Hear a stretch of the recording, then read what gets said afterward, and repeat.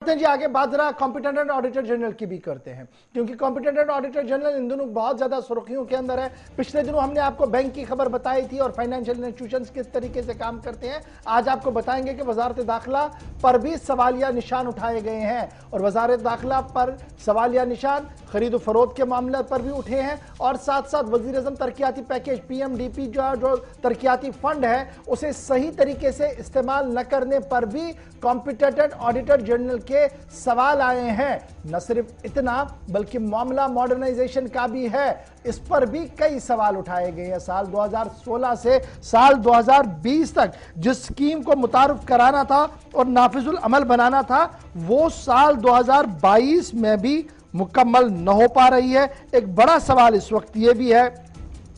कि आखिर किस तरीके से इस पूरे निजाम को चलाने की कोशिश की गई है। साल 2001 की छोटी सी बात आपको बताऊंगा और सीधे श्रीनगर चलेंगे।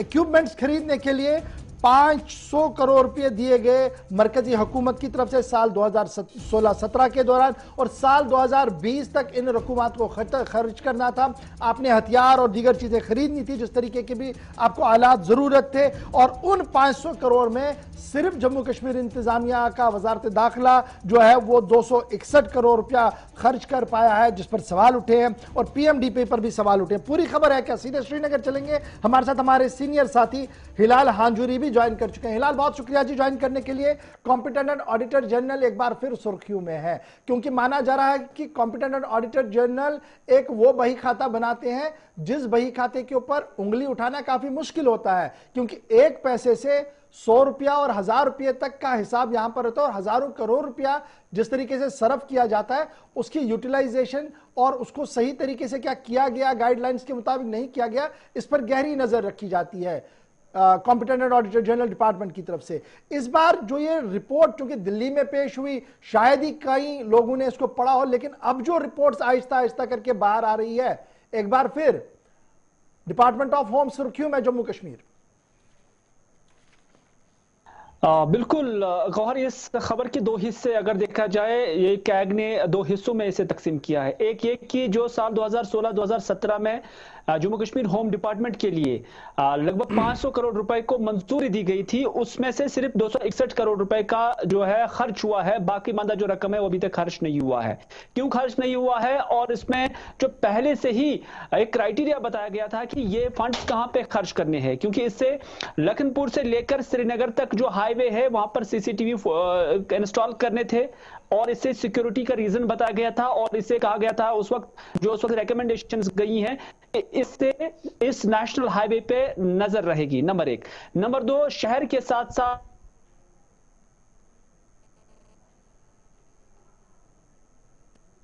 इंटीग्रेटेड कमांड सिस्टम जो जम्मू के साथ साथ कश्मीर में भी बनाया जाएगा। तो ये रुकूमात इसी चीज के लिए रखे गए थे, लेकिन अभी तक इसमें से 261 करोड़ रुपए ये खर्च हुआ है। बाकी रकम खर्च क्यों नहीं हुआ? डिस्पाइट की ये रिक्वायरमेंट थी जम्मू कश्मीर के अंदर आर्म फोर्सेस को फुली इक्विप्ड बनाने के लिए और उसके साथ साथ जो मिलिटेंट एक्टिविटीज हैं उनको कटल करने के लिए, उनको कमजोर करने के लिए, लेकिन उसके बावजूद ये क्यों नहीं हुए हैं, ये एक सवाल है। लेकिन दूसरा इसमें यह भी आ रहा है कि जो PMDP यानी प्राइम मिनिस्टर डेवलपमेंट फंड में से 100 करोड़ रुपए की जो बख्तरबंद गाड़ियां हैं या ब्लड प्रूफ गाड़ियां खरीदी थी जम्मू कश्मीर होम डिपार्टमेंट को, और ये गाड़ियां जब खरीदी गई तो उसमें कैग की जानिब से कुछ सवालात उठाए गए, क्योंकि कैग की जानिब से कहा गया है कि ये जो 100 करोड़ रुपए खर्च किए गए हैं मुख्तलिफ गाड़ियों को, मुख्तलिफ जो ब्लड प्रूफ गाड़ियों को प्रोक्योर करने के लिए, तो उसमें टेंडरिंग को सब्साइड किया गया है, यानी इसमें टेंडरिंग नहीं की गई है। और उनका मानना है कि सिर्फ 2 कंपनियों को ये जो है ये डिमांड उन्हीं को दी गई है जहां से ये गाड़ियां प्रोक्योर की गई हैं। लेकिन अब कैग ने इस पर सवाल उठाए हैं और उन्होंने इसमें जमा तफरी करके अपना नुक्ता जोड़ा है और उन्होंने कहा कि 9 करोड़ रुपए का नुकसान हुआ है, यानी 9 करोड़ रुपए ज्यादा कीमत में ये गाड़ियां खरीदी गई हैं। और उनका मानना है कि अगर इसमें टेंडरिंग हुई होती तो 9 करोड़ रुपए कम कीमत में ये गाड़ियां जम्मू कश्मीर को प्रोक्योर हो जाती, जम्मू कश्मीर को मिल जाती। तो इस वजह से उन्होंने यहाँ 9 करोड़ रुपए का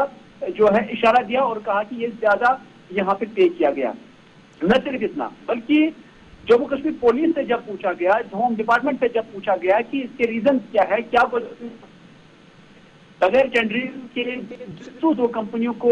ये डिमांड दी है और उसके बाद वहां से गाड़ियां लाई हैं, तो उस पर जम्मू कश्मीर पुलिस ने और होम डिपार्टमेंट ने अपने रिप्लाई में ये कहा कि क्योंकि जम्मू कश्मीर के अंदर लॉ एंड ऑर्डर की प्रॉब्लम है और उसके साथ साथ जो काउंटर इंसर्जेंसी के ऑपरेशन हैं, उसमें उन्हें तत्काल में ही ये गाड़ियां चाहिए थी, फौरन से पेशतर ये गाड़ियां चाहिए थी। तो इस वजह से उन्होंने नहीं चाहा कि इस पर ज्यादा वक्त जो है वो सरफ किया है।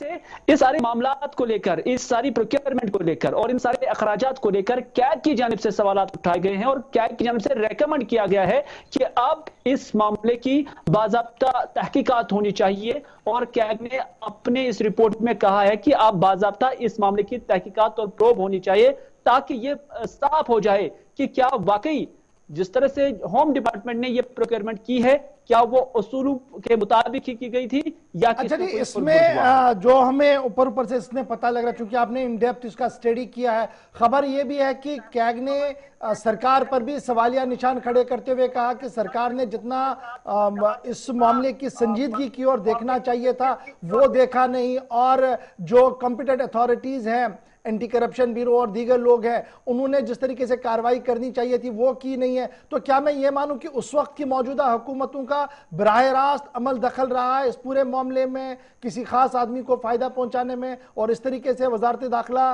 को नाम जो है वो छवि जो है उनकी वो खराब हो रही है, नंबर 1। और नंबर 2, ये पैसा अभी तक भी सर्फ नहीं हुआ, यानी लास्ट ईयर एंडिंग तक भी ये सर्फ नहीं हुआ है। तो इससे क्या हम अक्स कर पाए? देखिए गौर साहब, जहां तक इस फंड की यूटिलाइजेशन का ताल्लुक है जो 500 करोड़ का था, हम देख रहे हैं कि मुख्तलिफ एजेंसीज यहाँ पे काम कर रहे हैं। इसमें किसी पर्टिकुलर इंसान को इसके लिए दोष देना मैं समझता हूं कि यह मुनासिब नहीं होगा, क्योंकि नोडल एजेंसीज या उसके साथ साथ जो डिस्बर्सिंग एजेंसीज हैं वो होम डिपार्टमेंट ही है, उन्हीं को ये सब कुछ खर्च करना चाहिए था। उन्हें किसका दबाव था, उन्हें उसी टाइम ये इस चीज का खुलासा कर लेना चाहिए था, लेकिन ऐसा नहीं लग रहा है। बल्कि जैसा कि आपने खुद भी कहा कि एंटी करप्शन ब्यूरो है या बाकी जितनी भी तहकीकाती एजेंसियां हैं या जिन्हें इस पर नजर रखनी चाहिए थी और उन्हें ये देख लेना चाहिए था कि अगर इतना फंड्स आया है ये ठीक तरह से यूटिलाइज क्यों नहीं हुआ, नंबर 1। नंबर 2, जो procurement of blood proof vehicles जो हम कहेंगे, उसमें जो एक निजाम है पहले से ही सेट किया गया प्रोटोकॉल है, उसकी खिलाफवर्जी क्यों हुई है और उसमें उन्हें छानबीन कर देनी चाहिए थी, वो पीछे क्यों रही है, ये अपने आप में एक सवाल है। बहुत शुक्रिया जी हिलाल हमारे साथ ज्वाइन करने के लिए, कॉम्पिटेंट ऑडिटर जनरल की रिपोर्ट पर बात करने के